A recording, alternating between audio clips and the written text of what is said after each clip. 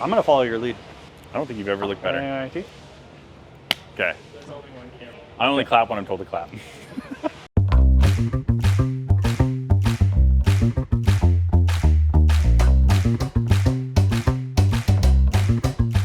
Welcome to another Cutting Corners with Jim and Jake. Today, we're going to be talking about wave bending. Wave bending is a kind of a fancy form of hand bending, or creating a weak spot in the material that allows you to fold the material easier. Yeah, right? we call it wave bending because it looks like a wave. Yeah. We call it wave bending because the pattern looks a little bit like a wave. Sometimes it's called smile bends too. Yes. There's a couple different, industry names and Industrial stuff for it. origami. And there's lots of different ways and shapes and stuff to do it, right? And so sometimes I'll make a little pattern just to be creative and stuff with it. But the idea is that you're making a weak spot in which the material folds right there. Correct. And today we wanted to show you guys the different effects that the patterns have on the material. Yeah. So tell me about your rule of thumb, your number one. Oh, we're going all the way there. Okay. So, no, are we not? No, I was going to talk about why let's would we do it? No. Yeah, okay, why would you use this in the first place? Yeah, so we just talked about kind of what is it, but why would you use it, right? It's when you can't actually perform the bend on a CNC press brake. Yeah, Right. And there's a lot of reasons for that. Maybe there's the collision, check out our bending DFM video and stuff or talk about collisions. But when something ends up folding all back in on itself, you can't use a machine to do it. Actually, I have a really good example here. Do you want to fold it up? Sure. You haven't gotten to fold one of these. I know. So this is a cool little design here that is a dice that you can fold it. It's actually folding really nicely. Yeah. And so we couldn't do this on our CNC press brake because when I go to make this bend, it would collide. Yeah. So that's where wave bending would come in really handy. Yeah, You can make exactly. Yeah, and so it's a really clever way in which you can make designs that you don't know the angle of it, right? And so you can hand fold it until you get the right angle, or it's like self-fixturing where it's two pieces. Sorry. 6, nice, Okay. good job. Yeah, thanks. Okay, but yeah, self-fixturing, that kind of stuff, I use it a lot for welding because it allows me to have two pieces that I can fold up and then seam weld where I hand folded or created that weak spot. Well, yeah, and you could just tack this right now and be ready to go. So super fast. Also, we could not create this on the press brake anyway. Yeah. So great way to use it. So it's also a great way that you can ship to a customer completely flat Yes. and allow them to hand fold it, right? We actually do that with iPhone stands. Sometimes we'll make a little giveaway iPhone stand that you can fold and put on your desk. We can fit it in a FedEx envelope, flat, and then the customer just bends it and it's good to go. Yeah. Let's talk about, does it actually save the customer money though? No. Not usually, right? Not typically, yeah. It's a trade-off. You're trading cutting time for bending time, right? Yeah, so the longer that it's on our lasers, we have to take that in consideration for the pricing, as well as having the bending team have to do a setup, right? So we're just trading one, time period in SendCutSend for another.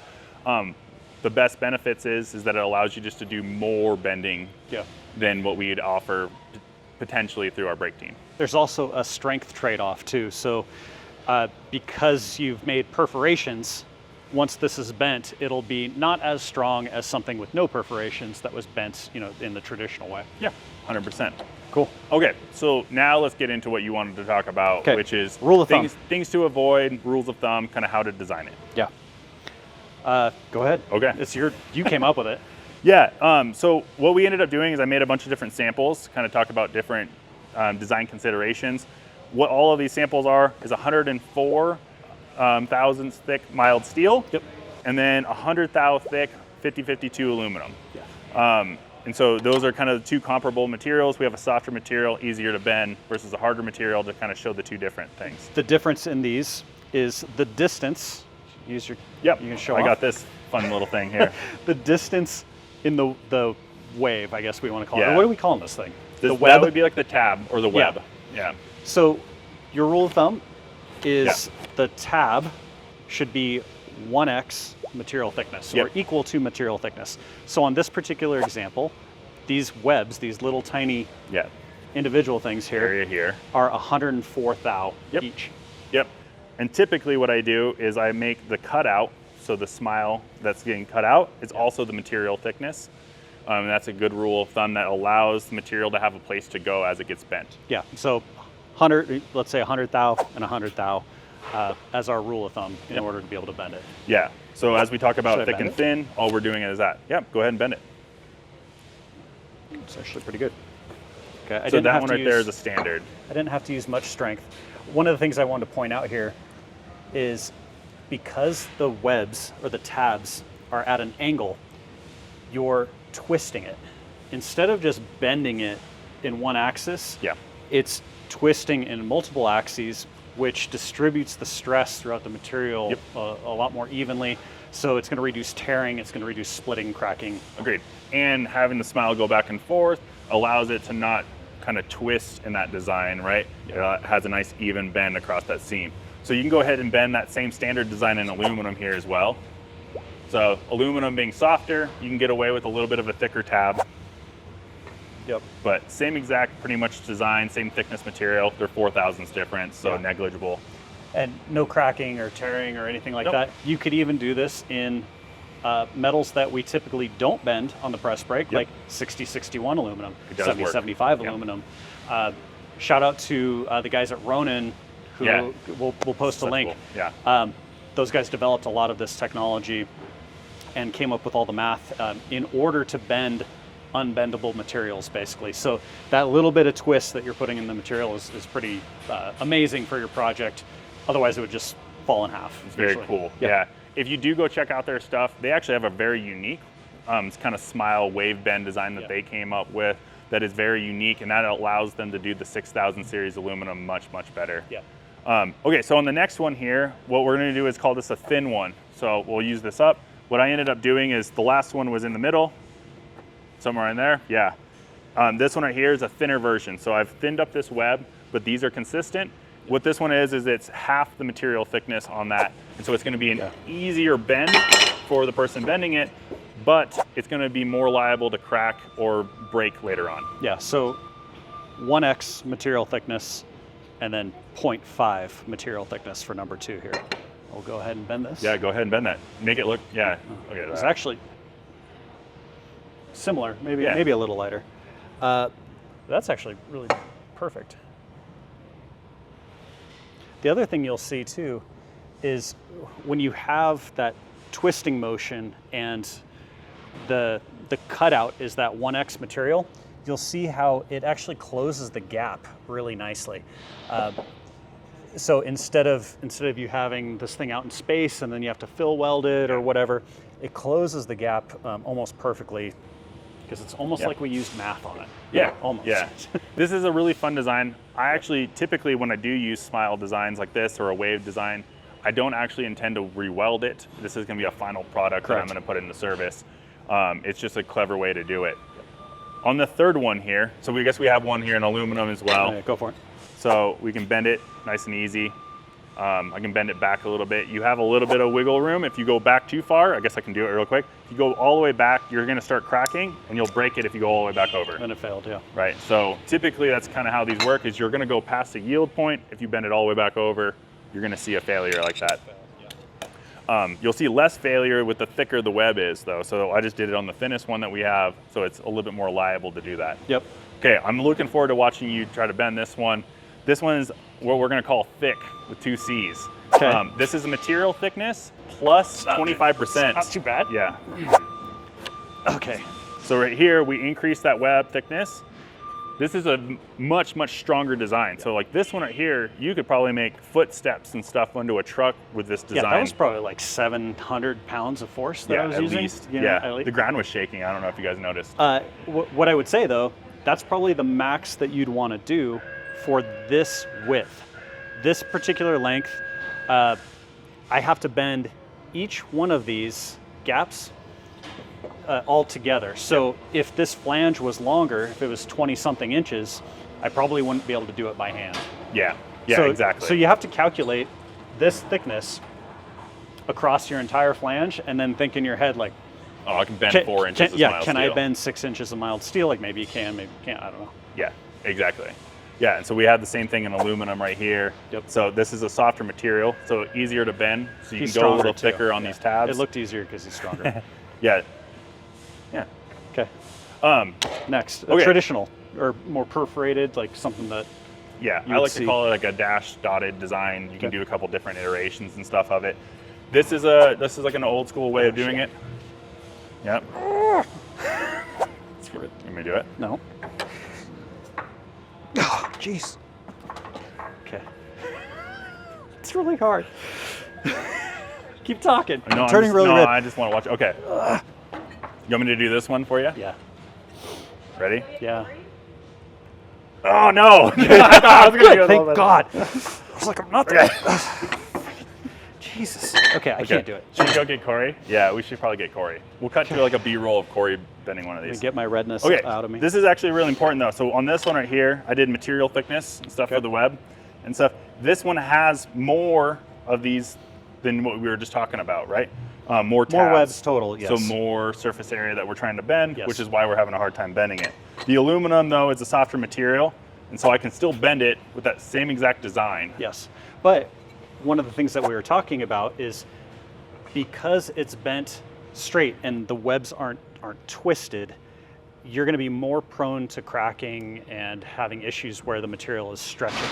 We want to avoid stretching and bias more towards that twisting that you'll see in the wave bend. So that's why, you know, you can keep going, and then this is going to fail really quickly. Yep. Exactly. Okay, last one is, I call this a tab one. Typically what I'll end up doing with this is I will re-weld these seams. So I don't typically do this design unless I'm planning on coming back behind it with a TIG welder and filling that seam back up, or a MIG welder. Yeah, because it's very weak. There's barely any material here left over, right? Exactly. This goes back to what we talked about earlier, which is the self-fixturing. Yes. Right? So yeah, we talked about it earlier here. Self-fixturing, this is a great way. This is actually the same tab widths that we were just struggling to bend, but there's only 3 of them. So what I'll end up being able to do is bend it nice and easy. I can bend it to whatever angle that I'm trying to do, and then I come back in and refill these inside or outside with the weld to make it now essentially one piece. Yeah, but you wouldn't want to leave that unwelded. It's very weak. No, not It's like unless having it's 3 paper clips. I mean, maybe if it's like an artistic thing or something in the house that you're just trying to have like a little shelf for a doll. So or something. I don't know. a lot of our customers will use this Don't type judge of me, Anna. Jeez, such an aggressive look I just got. Some of our customers will use this design in order to compensate for an angle that is unknown. So if you're going to put a bracket on like a Ford 9-inch rear end or something, you need a shock mount on that rear end. Maybe it's difficult to measure, or you're kind of do it in space. You can kind of put this on there and bend it and get it perfect. And then once you know that, okay, that's where I'm going to weld, Yes. it's already fixtured and ready to go. Exactly. Exactly. Okay. What to avoid, right? Is that where we're at? Yeah, so we just kind of talked about the density of the waves. The density of the waves, or too many waves, kind of goes with the same thin idea. It'll allow you to bend the material a little easier, but it's more liable to break. It's a little weaker in the backside. Too few is weak. Too many is you better be stronger than me. Yeah. So and then yeah, we actually kind of went through almost all the avoiding mistakes dense waves, things. thick material. Oh, thick material. Yeah. Oh, that is a good consideration. Yeah. This doesn't work for everything. I would say it starts to get really dodgy above what, 187? I'd say 187 is about the limit. We did it in 1/4-inch material once. You have to be really careful. It's going to want to crack almost immediately. You can do it in a pinch, but for thinner materials, my recommendation would be 1/8 inch and below. Yep. Or 3 millimeters and below. 187 is playing a little loose and fast with it. Yeah. But again, we do the material thickness on that. So if you're going to do 187, the cutout should be 187 wide, and then I would go even probably a little bit thinner, about half of 187 on your tab widths and stuff, to make sure that you can actually bend it successfully. And then also just keep in mind your overall flange width. If you take all of these little webs and add them up, that's going to be how much solid material you're bending. So obviously, if you have a vise or something like that to help you out, you can get a little more aggressive. But if you're truly doing it by hand, have a strong friend or use fewer waves. Yeah. Right? So I don't know where our strong friend went. I know. We don't know where Corey is. So let's talk about some alternatives to finish this up. CNC bending, obviously, when it is available, CNC bending is the way to go. It's extremely accurate. it's professionally done, it's the way to go. But often you have designs like this that you can get a CNC brake to do. Yes. And then a manual press brake, sometimes you have a little bit more flexibility with those, but that's about it. You can also just use like a vise and a hammer.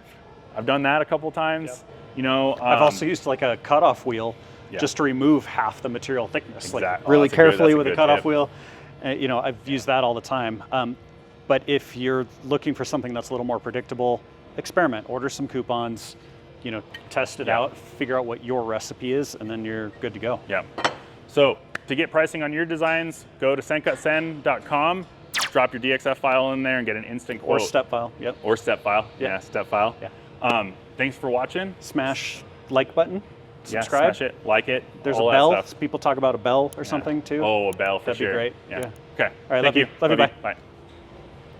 Yeah. No pressure. No pressure. Oh, that's cheating. Oh shit. Cheating. Don't hurt yourself though. See, it wasn't that bad. Good job. So you have to be that big.